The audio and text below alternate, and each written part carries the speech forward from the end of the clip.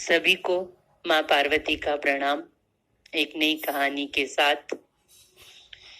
ये कहानी एक फकीर था हसन नाम का, उससे संबंधित है।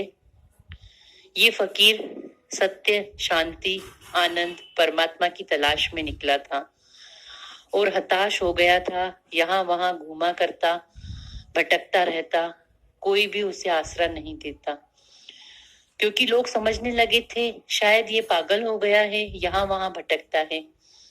ऐसे ही एक रात जब किसी का आसरा न मिला और बारिश का मौसम शुरू हुआ, तो एक दर को उसने खटखटाया रात में और पूछा कि किसका घर है, क्या मैं अंदर आ सकता हूँ?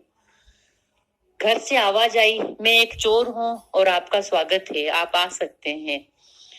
फकीर को आश्चर्य हुआ, चोर खुलेआम कहता है कि मैं चोर हूँ और आप आ सकते हैं।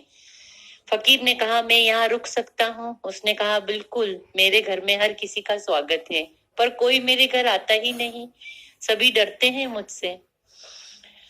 ऐसा कहकर चोर ने उसका स्वागत किया और जब कुछ समय बीता तो उसने कहा कि देखो, अब मेरे धंधे का समय हुआ है, अब मैं जा रहा हूँ धंधे पर, आप आराम से यहाँ रहिए, ये सामान यहाँ रखा है, आपको कुछ भी आवश्यकता हो तो आप ले सकते हैं। ऐसा कहकर वह चोर चला गया। फकीर सोचने लगा, मैंने कितनी आसानी से इस चोर पर शक किया कि ये मुझे रखेगा या नहीं रखेगा, और रखेगा तो ऐसा न हो कि मेरे मन में भी चोरी के भाव आ जाएं, चोर के साथ रहते रहते। और ये चोर मुझ पर भरोसा करता है, कह गया है जो चाहिए ले लेना। और सुबह चोर लौटा तो फकीर ने पूछा, क्या हुआ? चोर ने कहा, कुछ नहीं हुआ, आज काम नहीं बना मेरा। जिस भी घर में गया लोग जागे हुए थे, और जागे हुए को लूटना, मुझे नहीं लगता कि जागे हुओं को लूटा जा सकता है। जो सोए हैं उन्हें लूटना आसान है। फकीर को एक ज्ञान की बात मिली थी और उसने उसे सहेज लिया। इस प्रकार वह रोज चोर जाता रात में और फकीर रोज सुबह पूछता कि क्या हुआ, कुछ काम बना? चोर कहता नहीं। तब वह फकीर सोचता, जब यह चोर अपने काम से नहीं थका तो मैं कैसे परमात्मा की तलाश में थक सकता हूँ? अभी तो और समय है, मुझे और तलाश करनी होगी परमात्मा की। और उस फकीर ने उस चोर को अपना गुरु माना और फिर आगे बढ़ गया अपने परमात्मा की तलाश में और घूमता रहा यहाँ से वहां।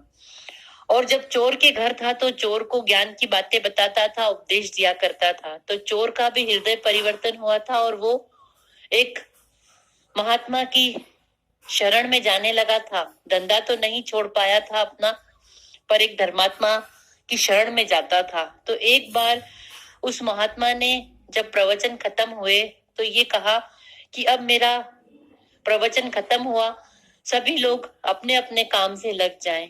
तो उस प्रवचन में एक वेश्या भी थी, एक भिक्षु भी था और यह चोर भी था।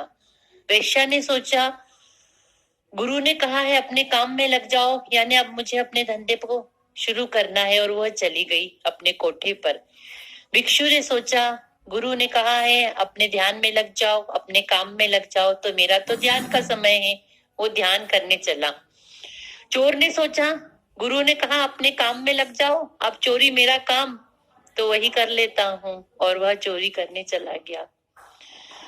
तो इस कहानी से मैंने सीखा, उम्मीद कभी न छूटे, भरोसा कभी न टूटे।